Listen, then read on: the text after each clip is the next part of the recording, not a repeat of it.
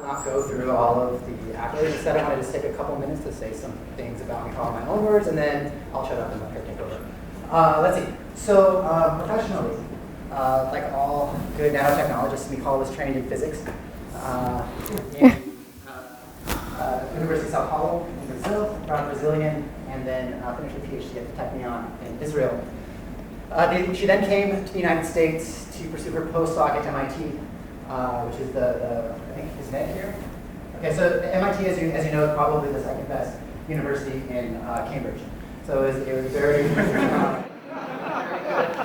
postdoc experience.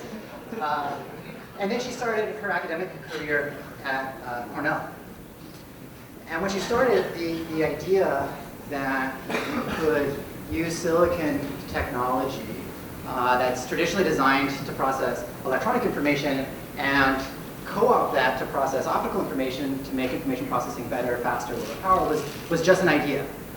And she came in and I think really defined, and I would argue pioneered, the concept of silicon photonics. So took it really from an idea, kind of an idea like she's showing here, and made it into a technology that now exists in consumer electronics, things like the PlayStation, and it created a field. So basically, in the short time that she started, at Cornell, which was, let's say, not that long ago, she was able to define a field for herself and I think would lead the entire community. She, as of 2 years ago, moved to Columbia, where she is now, and is continuing to, I think, redefine the way that we think about integrated photonics on a silicon platform as well as other platforms. And all that was recognized in 2010 by the MacArthur Foundation, and she was awarded one of the so-called Genius Awards, and is very well deserved for defining this field of silicon photonics. She's also a fellow of the Optical Society of America, the chair of the CLEO conference, which is the largest conference on lasers and photonics. So many accolades. You can read about it again, page 3. I also want, I can't turn it over to her before I share a story, short story. This is the rare pleasure you get when you get to introduce your advisor. So I tell my students, start thinking now. Let's see. So briefly, CLEO, as I had mentioned, is the largest conference for lasers and optics. So as a PI, they tend to go and let all of us grad students go to the parallel sessions. There's like 9 or 10 parallel sessions, meaning there's a talk going on simultaneously in 10 different rooms, thousands of people there, and the grad students are kind of sitting in their session. The PIs kind of hang out in the lobbies, and they talk to each other, and they do important PI stuff. And occasionally you'll see them sitting in one of the tracks that's particularly relevant to things that they work on. This is not what Michal did. So Michal would sweep in about 5 minutes before one of us was about to give a talk, sit in the back, listen to our talk. And it's not because she didn't know what we were talking about. We had practiced like 5 or 6 times or more. She wanted to be there so that when we came off the stage, she could kind of come up to us and tap us on the shoulder and say, "Excellent job." And then she'd rush out and then go to the next one because there's someone speaking in a different room somewhere else in the conference. So I think what was really special is that she had an agenda of all the talks where she had to go just to tell us that we were doing a great job.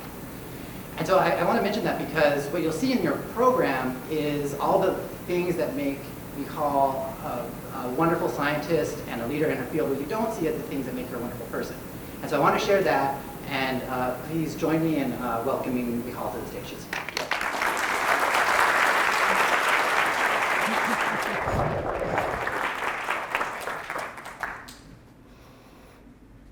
So actually, Jacob did not tell me until 5 minutes ago that this is a very important lecture, so no pressure. So, first of all, thank you very much for organizing, for inviting me, and for embarrassing me, but not too much. It was usually we, the advisor, get to embarrass the student, but not the other way around. I actually remember very well your talk in CLEO. The post-deadline one, I do remember. That was a good thing. It was a very good, very good. And I wasn't in the back.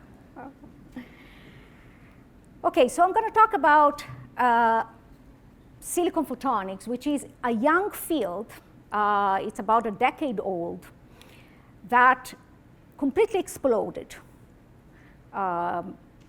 since years 2000, 2005. It's the idea that you could make optics out of a microelectronic material. So optics until then was only done using lithium niobate, fibers, 3,5 materials, traditional optical materials for telecom. But here was this idea of making photonics out of the same material that standard microelectronics was using. And people didn't even know what were the optical properties, and the optical properties of silicon are not that good. So why do that?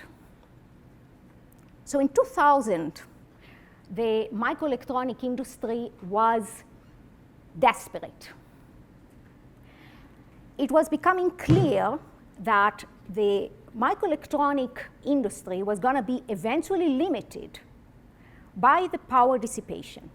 So every time you put your laptop on your lap as it's hot, it's because of the power dissipation, just the inefficiency. And why is it inefficient? Has nothing to do with computing. Making computing faster or more efficient won't solve the problem. It has only to do with interconnections, which actually propagating data from, say, memory to memory or memory to processor. That's what consumes most of the power.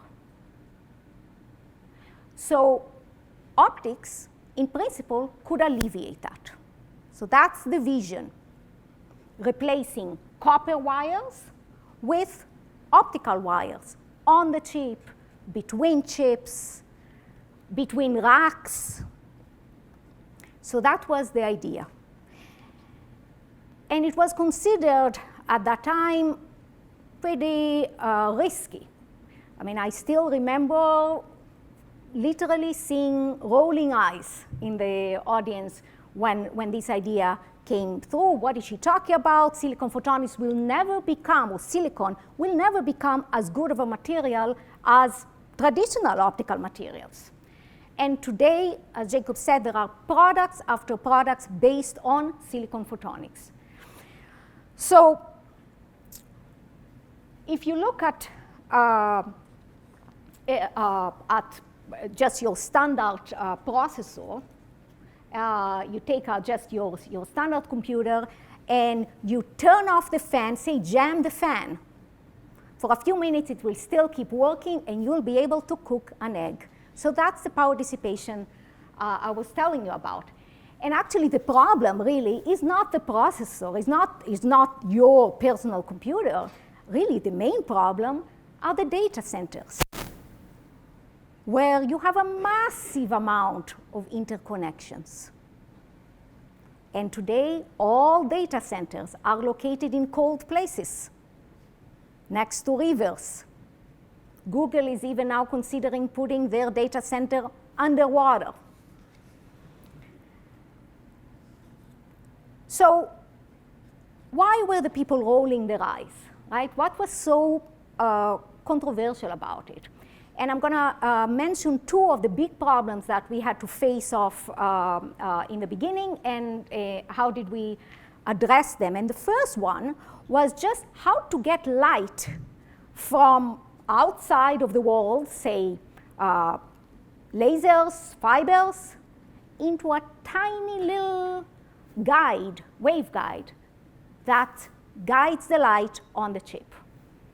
Remember, I'm going to have a transistor, say, a little bit right on one chip, and then I have another transistor on another side of the chip, and I'm going to have light running around there, right? This light has to come from somewhere. Just like I put my power from the wall. Power comes from the wall. Light should also come from outside. But the problem is that This is my tiny little waveguide on a silicon. The waveguide is basically just a piece of silicon. It's the same silicon that we are used to in electronics. Here, just a little piece. The size is a few, say 200 nanometers, very small. Okay? Now, you come in with a huge fiber. Try to get light from a huge fiber into a tiny little waveguide like that. That was so-called the coupling problem. This was a big problem at the time. Actually, I give this problem to my undergrad students to calculate what is efficiency, and it turns out it's about 2%. And that's how I actually did my, my postdoc, just with 2% efficiency. But for actual products, for silicon photonics to become a reality, we had to solve that, and that was the first thing that my group addressed when we started, and that really was critical for silicon photonics to even be considered. And the solution was somewhat of a surprise. It was also a little bit controversial, because the solution turned out to be to make the waveguide, the silicon waveguide, the tiny little waveguide, even smaller. So if I have my huge fiber here, and that's my little waveguide, I'm telling you that in order to couple light beautifully between them, narrow down your waveguide, make it even smaller. So make a tip at the end. So if this is your waveguide, make a tip at the end. And what that tip does, it basically delocalizes light. It's smaller than the wavelength, so it can't really fit in there. So at that boundary, light is everywhere. It is still guided. Okay, it is still guided, but it is held by this tip, and it's everywhere. Here, it's all inside the waveguide. Here, it's everywhere. And we design it so that this size is exactly the same size as a fiber. So when light propagates in the fiber, it sees this huge light everywhere. It says, good, I fit very well. It seems seamless. And it turns out, theoretically, when you match these two modes, the efficiency is perfect. And that's actually how most of silicon photonic products are now today. They use what's called inverse taper. The second problem that I want to tell you about is, okay, I know how to get light into, right, into the waveguide. And maybe I can propagate if I work at a wavelength that is transparent for silicon. Okay, near IR, 1.5 micron, which is telecom, is transparent to silicon. That's one good thing. But what's not so good is that silicon itself doesn't change the optical properties with electric field. It's not an electro-optic material. It doesn't have any electro-optic coefficient. So for example, if you take lithium niobate, you apply voltage, you get a beautiful change in optical properties. That's how all switches and modulators are made. Silicon, nothing. Okay, and it has to do with the fact that the material is symmetric. So what do? I mean, I'm sending light in here, and I want to control. I want to make networks. I want to control whether light goes this way or that way. Or maybe I want to just do the minimum, just translate information from a transistor, say 1 and 0 volts, to yes light, no light. That's how I translate my electrical information to optical information. But if I don't have anything that reacts to voltage, I have a problem. And that was a big problem with silicon at the time. And the way we solved it is working with very, very small electro-optic effect. These are very small, but they exist. So silicon has something. I will tell you where it comes from, but it's a minute effect. And we amplified it using a resonator, basically letting light propagate there for a long time, enough so that the optical properties are really changed. Okay? So let me explain to you how it works, and that's important for you to understand what are we doing today. So follow me. I'll explain to you how this device works. You send light in here. This is the piece of silicon that I showed you before, only now you're looking from the top. And let's just look at the black lines. So you are sending light in here, okay, and this is about 200 nanometers. And depending on the wavelengths you send in, light will either fit in this circle. This circle is also a waveguide, but it's a wrapped around waveguide. It's a real, literally, circle, and that's about a few microns, 10 microns. So you send light in here, and depending on the wavelengths, light will either fit here, and it will eventually dissipate, because there's always a little bit of losses, so will circulate and eventually dissipate, or it will just keep propagating. So which wavelengths that I send in, say I have a tunable laser, which wavelength will actually go into the circle? The one that fits there an integer number of times. So it's a constructive interference. So if I come in with a wavelength that fits in the circle, I have a detector here, I will have no transmission, right? Because everything went into the circle, into the ring. And another wavelength, I just go straight. It doesn't see the ring. There is destructive interference here. Okay, so basically, once I understand this principle, what I need to do in order to change the transmission, which is what I want to do, I want to basically get a chopper, apply voltage, and say, yes light, no light, yes light, no light, right? That's my goal. Okay, what I need to do is take that ring, come in with a wavelength that fits in that ring, take that ring and change it relative to the light that's coming in. So if I change a little bit my circle, light will not fit there anymore, and it will go straight. Okay? Okay, so how do I do that? It's hard to actually physically change the material, change the dimensions, but I can change the optical path. Tiny bit the phase of light, the optical path, or the index of refraction.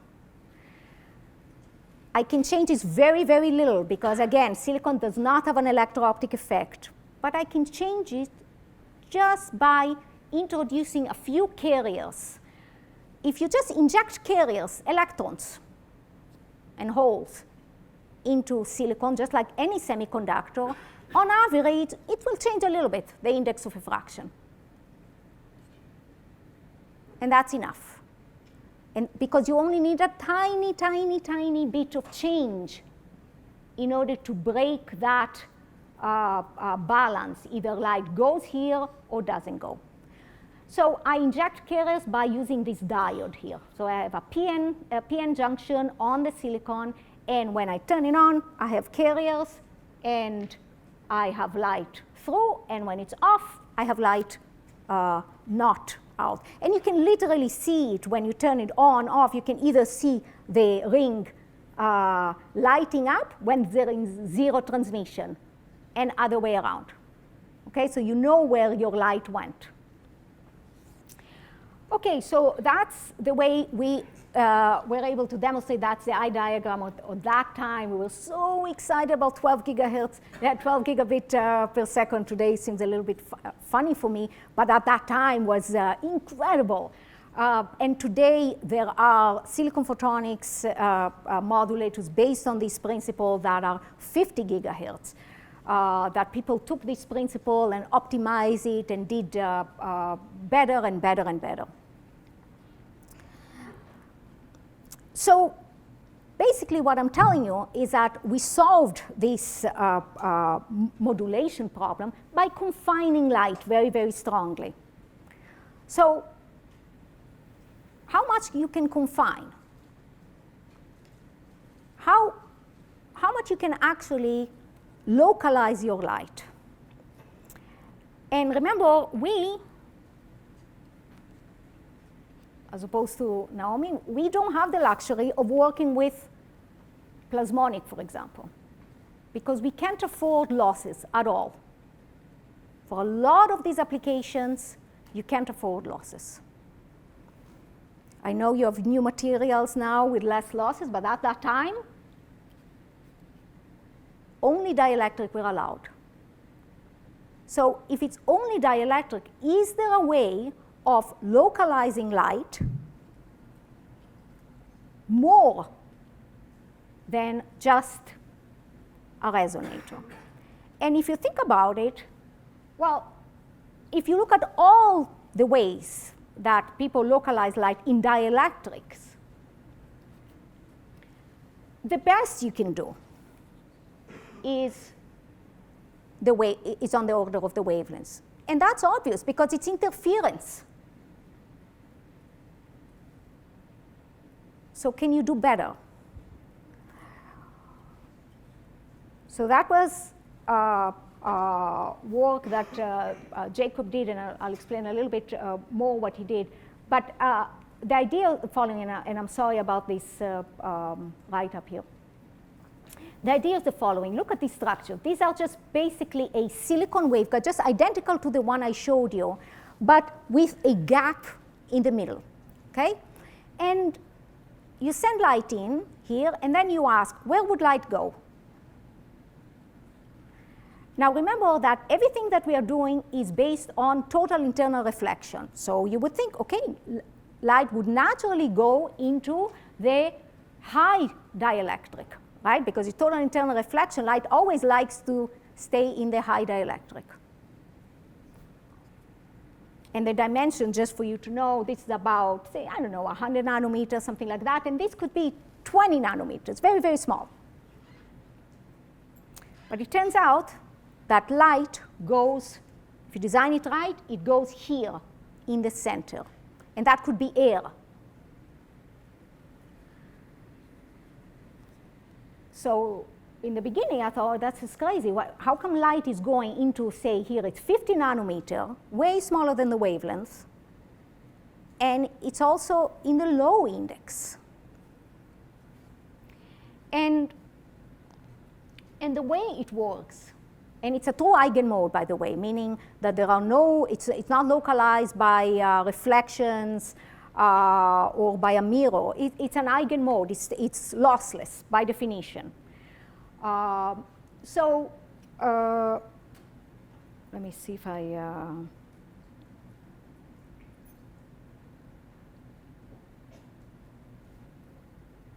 Okay, so that's how a slot looks like. That's the one that is actually fabricated. And the way it works, unfortunately I don't have a diagram here, but I can say in words, it's an overlap of, it's a normal mode of the system. It's an overlap of the mode on one waveguide and another. And at the center, if you design it right and there's sufficient overlap of the two evanescent fields, there is a maxima at the center. So Jacob took this idea and said, okay, we have this slot. Could we make a cavity out of it? So this is a 1D. Could you confine light using this effect? And he actually did demonstrate an actual confinement that is way smaller than the wavelength. So let me explain to you what you're seeing here. This is a cavity that is built on a standard waveguide with holes in it. And the holes provide just interference. This is a standard cavity, very normal, used for a lot of applications, called 1D photonic crystal, very similar to a grating, where the holes provide interference. They act like a mirror. So light bounces back and forth, right? The smallest you can confine, it's about a wavelength tube.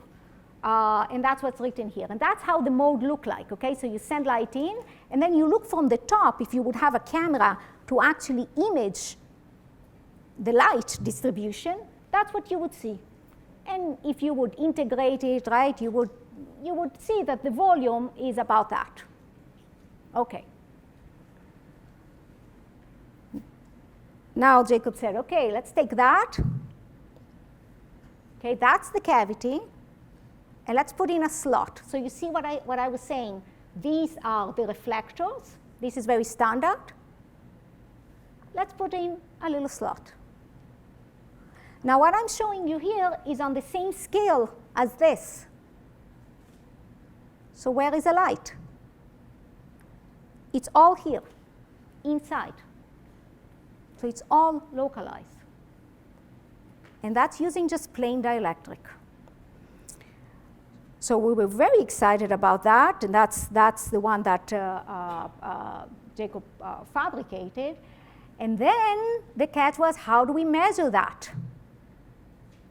So Jacob came up with a new method of measuring near field, basically doing very sensitive near field measurements that are way more sensitive than traditional NSOM, for example, near field scanning optical microscope. And basically what he did, he took an AFM tip and perturbed the mode. So look at the transmission and keep perturbing the mode. And the scattering will be proportional to the local effective index. So basically what you are doing, you are mapping the mode distribution with a resolution of AFM, which is crazy for light, right? It's way, way smaller than the wavelengths of light.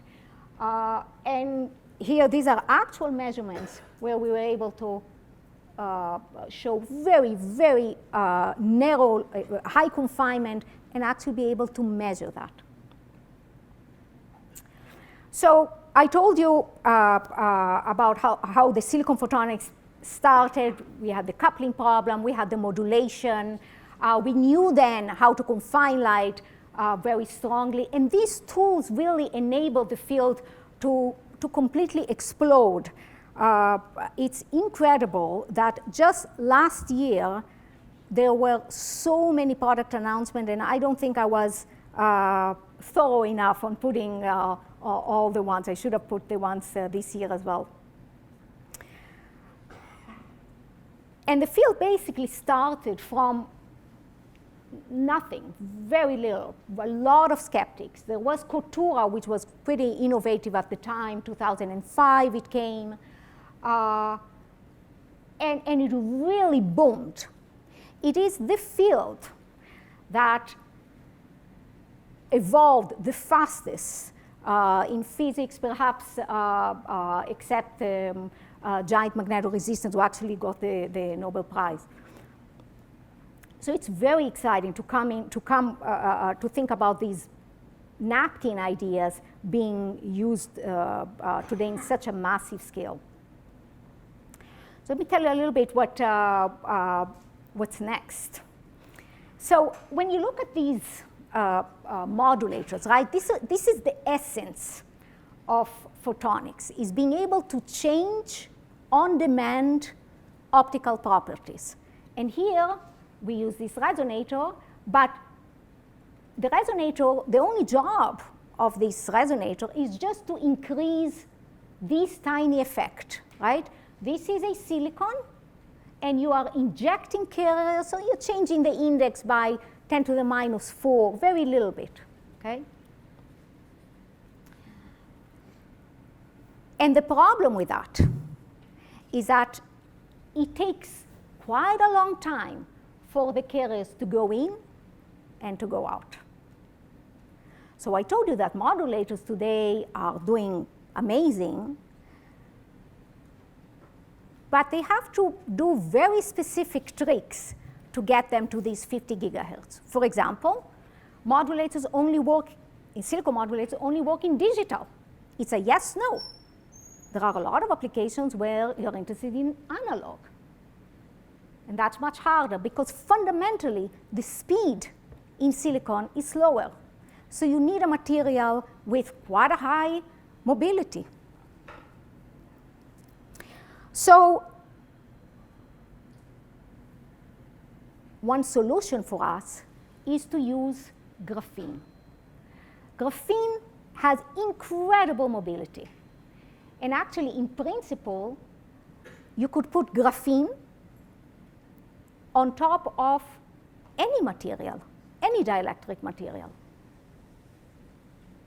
I'll tell you how we do that, but here we took silicon nitride. Silicon nitride is a window. It's transparent. There is no electrical activity at all, much worse than silicon in that case. It's really just an insulator, at least at the frequencies that we are working at.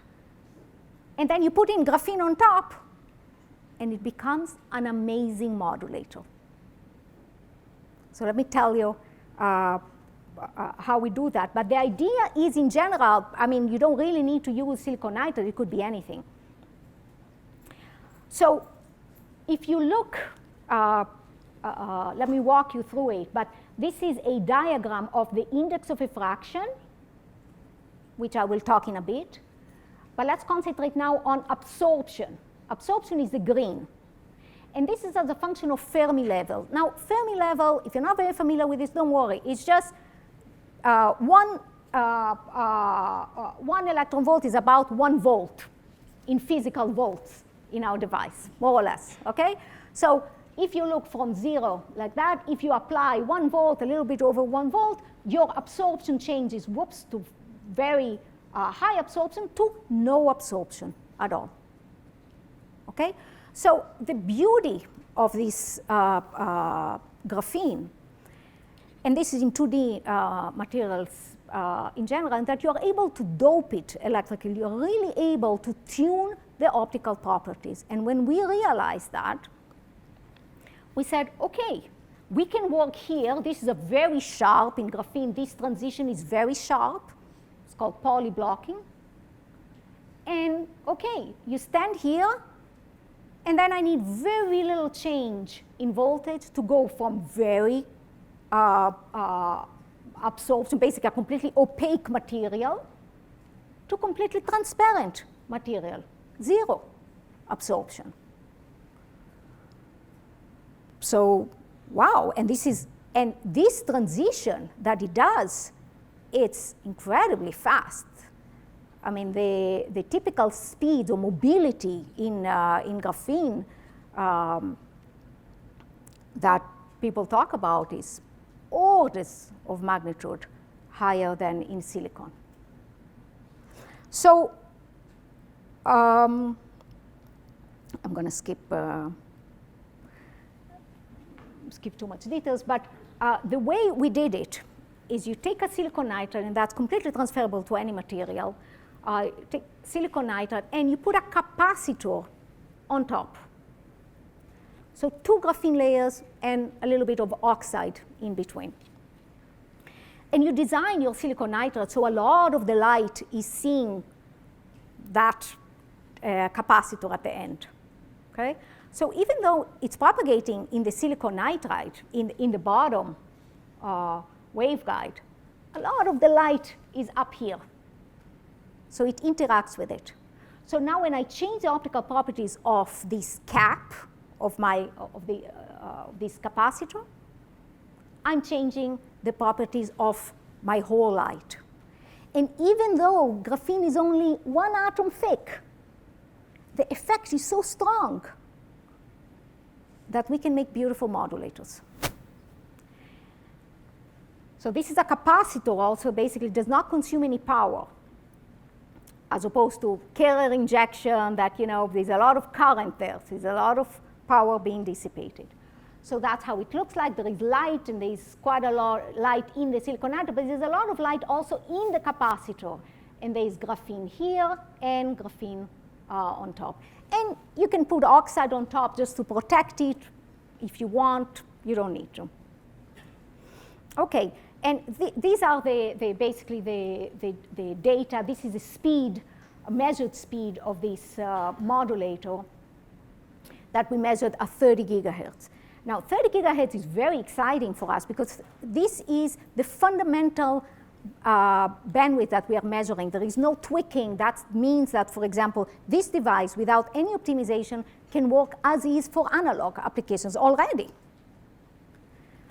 But it's definitely not limited to 30 gigahertz. It can do much, much better. Right now, we are limited by our contacts. Completely not fundamental. But it's very exciting to push silicon photonics to even further and further bandwidth and data transmission. So where silicon photonics is going today, there are all sets of applications. Basically, everywhere you have optics today, you go into a lab or you go see a product that has a lot of optical component, we can miniaturize it. We can do it on a chip. And one of the big areas that is moving very fast, it is very hot today, is Lidar on a chip. And the vision is to do it using silicon photonics. So what is Lidar on a chip? So if you think about self-driving cars or autonomous vehicles, autonomous robots, they all have this radar, right, that tells you where they are. And if they need high resolution, they need the Lidar. And Google Car, for example, does have a Lidar. Most car companies, they are developing Lidars. But how do the Lidars look like? They look like that. It's a gigantic thing. Okay? And actually, it doesn't even rotate the whole, it rotates very slow, right? It's massive. And it costs more than the car. Now, the vision is you could send light from a tiny little chip. I'll explain to you how. And beam your light over 180 degrees. And you would get that light back and tell how long it took you to get it back. So let me explain to you the principle of this. So this is getting light, beaming light off the chip without any moving parts. And that's just basically using phase array. So for example, this is a very simple example of a phase array where you say how, and I'm plotting this here for those of you that are familiar with radios, that is identical. So it's the same idea of phase array antennas for radio. Now we're doing it for light. So you send light in here, and you have all these waveguides that send light out. And depending on the relative phase between them, or the relative index of refraction between them, you could sweep your beam. Okay. Now let me tell you the catch. There are two catches. Why this is hard. The first one is, how do you space these waveguides close enough? Because the theory, any of you that is familiar with phase array, tells us that you'll be able to sweep over 180 degrees if you space them by half a wavelength. but we can't space them by half a wavelength in light. If I do, they will talk to each other. Okay? So that's a problem. I will have coupling between two waveguides if I place them half a wavelength. And half a wavelength is the pitch, okay? So center to center. So forget about it. So there are works out there with phase array, but all of them have very little tunability because of this problem.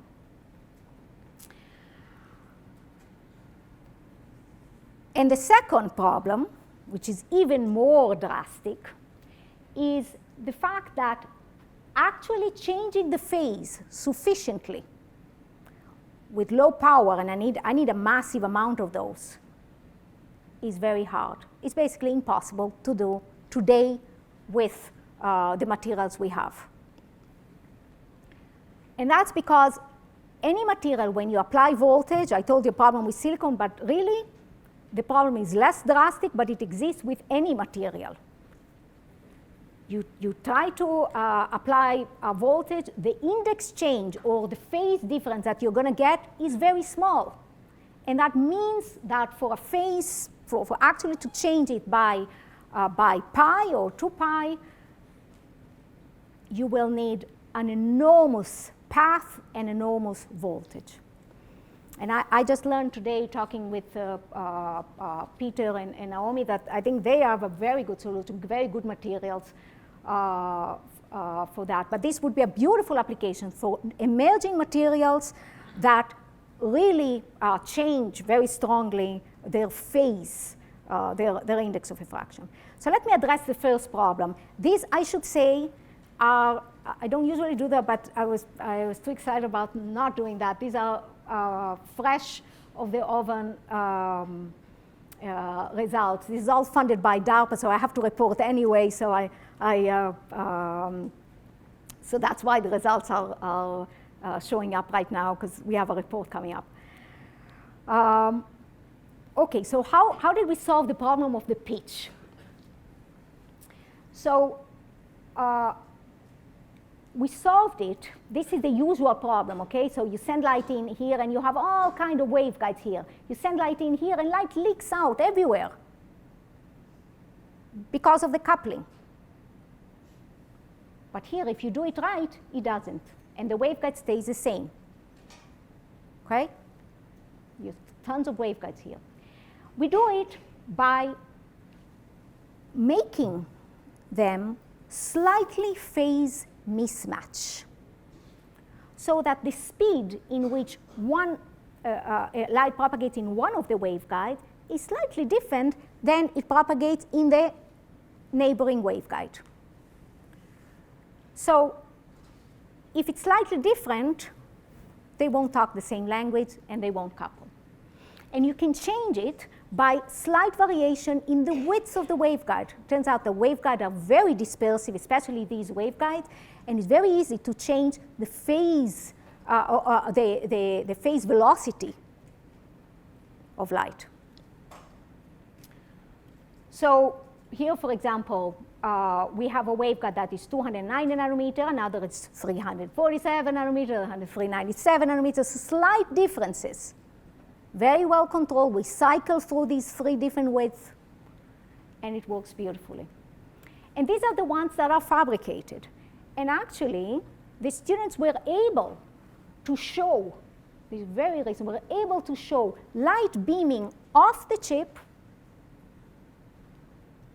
and being able to actually tune it. And this is tuning by 60 degrees.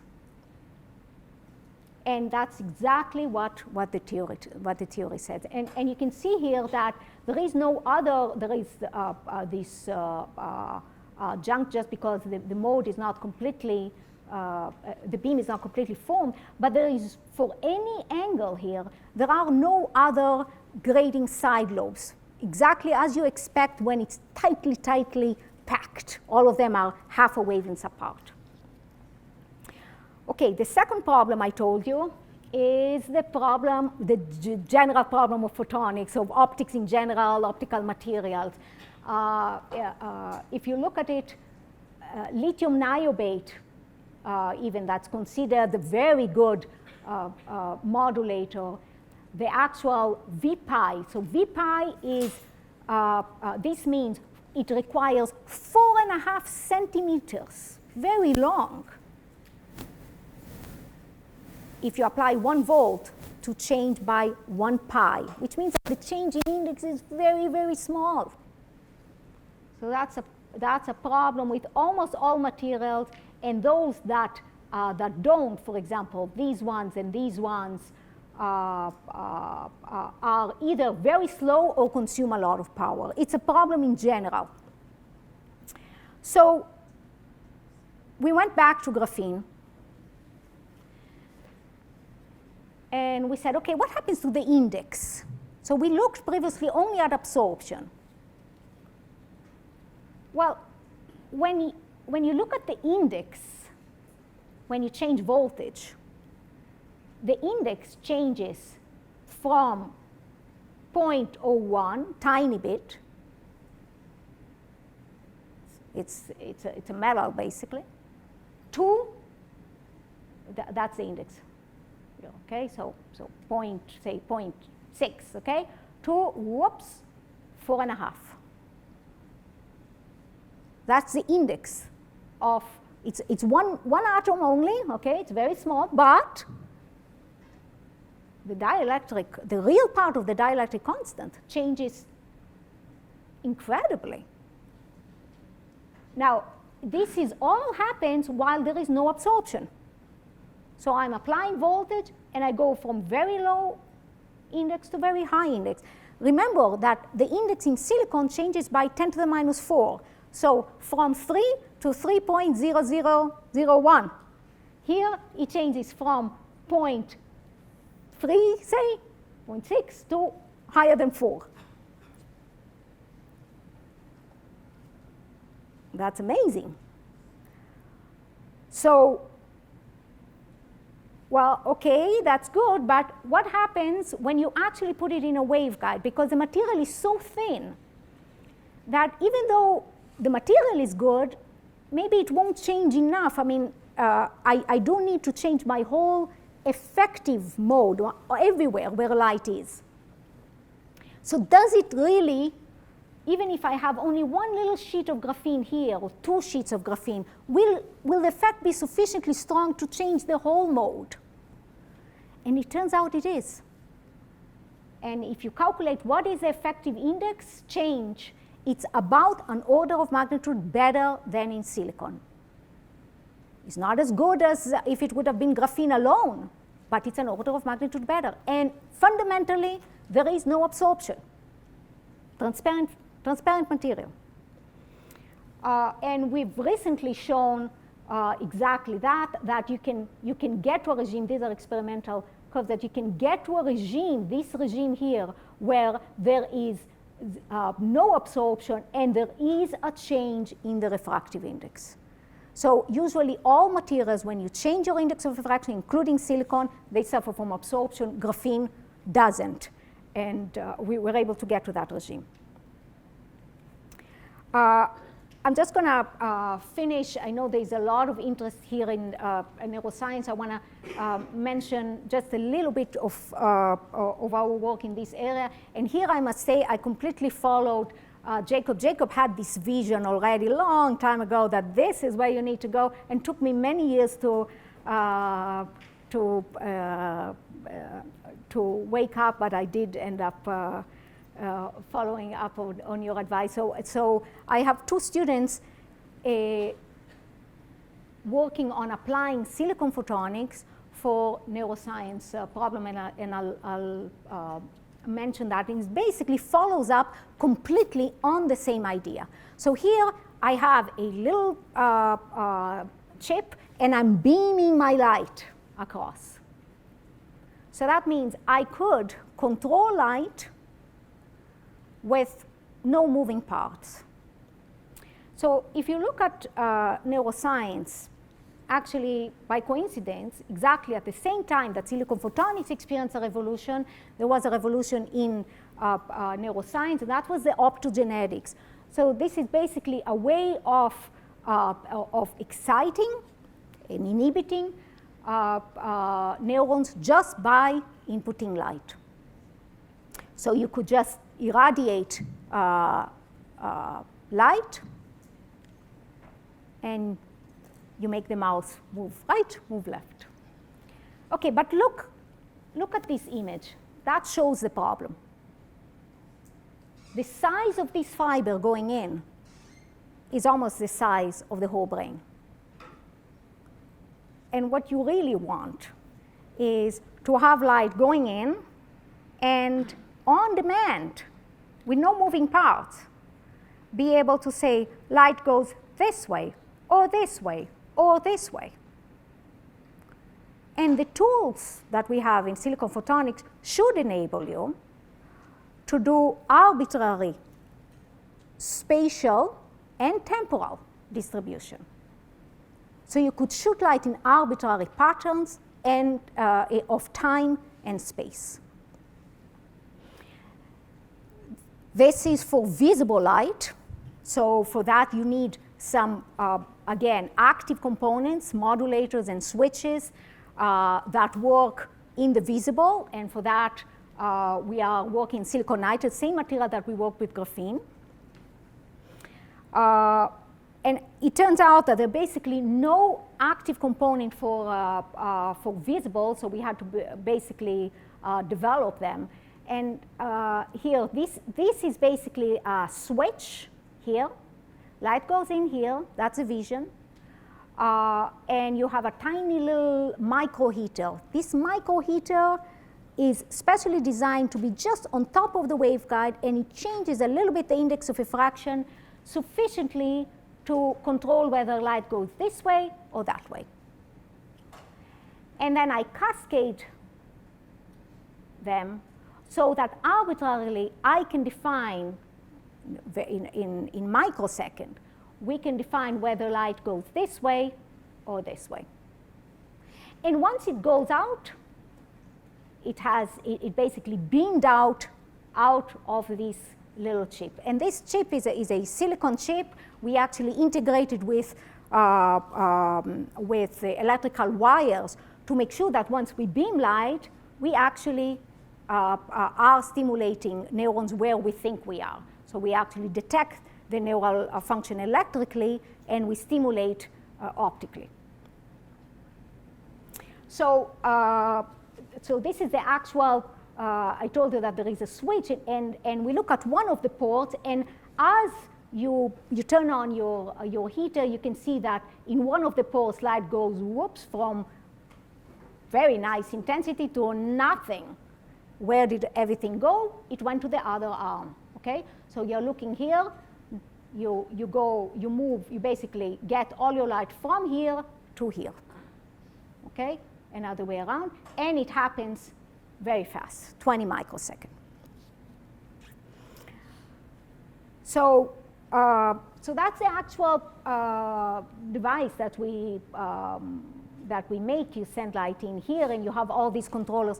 So the idea is that this is small enough, and it's really identical. That silicon probe is identical to the silicon probes that are being used today in neuroscience in general. So it looks the same to the users. So you're basically sitting outside there, and you have that a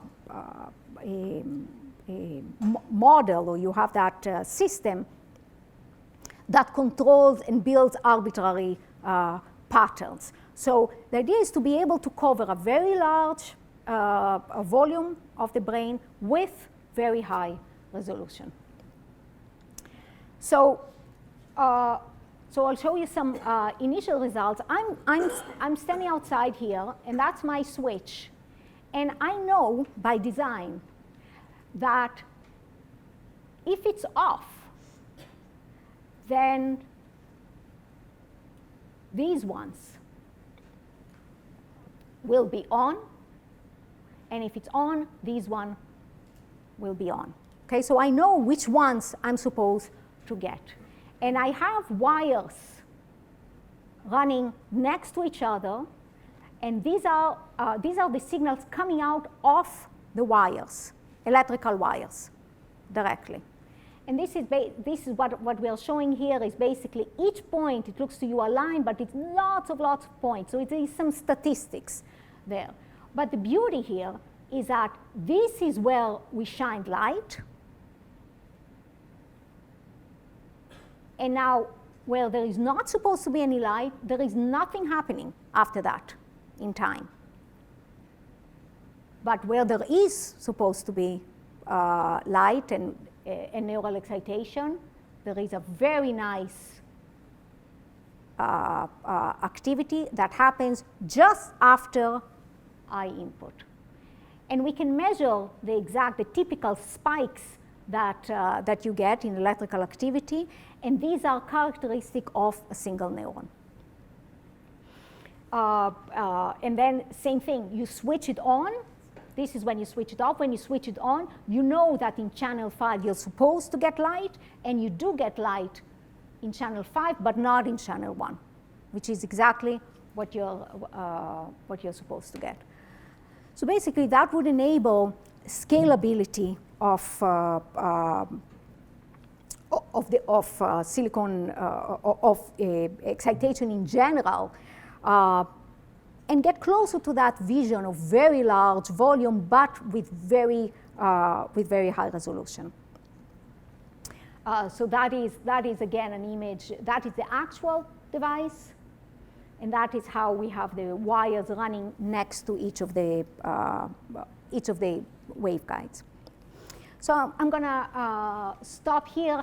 I gave you the vision, the story of the silicon photonics.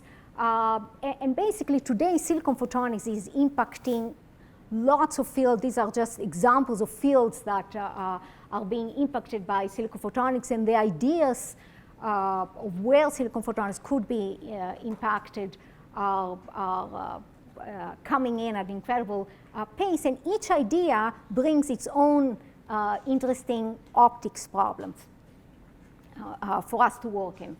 And I want to thank all the students who actually did the work, and especially Jacob.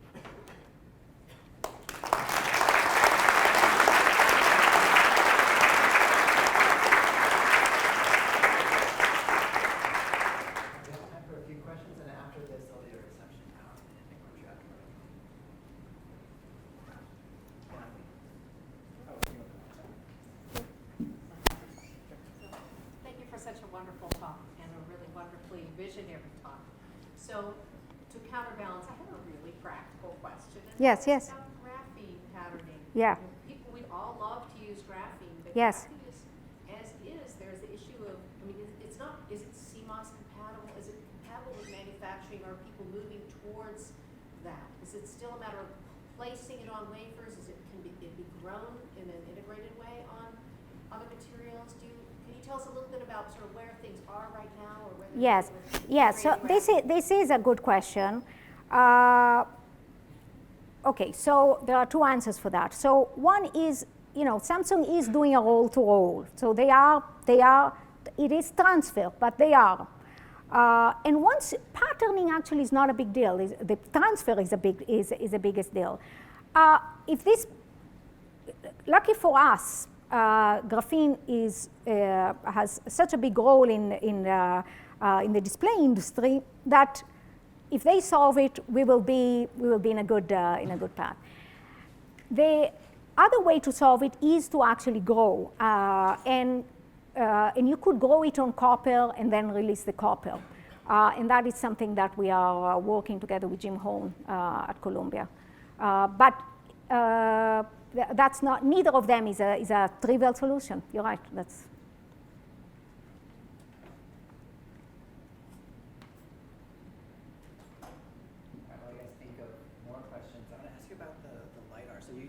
About beam steering, what about the detection side of things?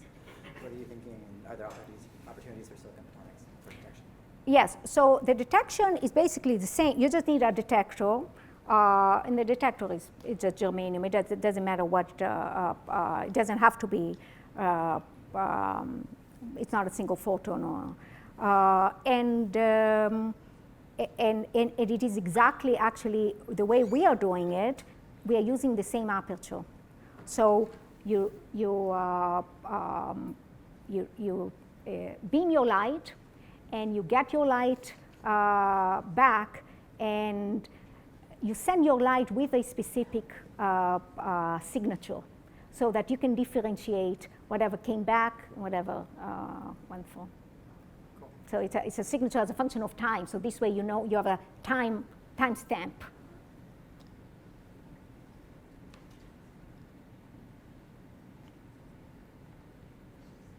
All right. So presumably you're all too shy, but that's okay because she's going to stick around outside. And then there's, I think, beer, so you guys have encouraged. So please join us in the reception, and let's please all thank Michal.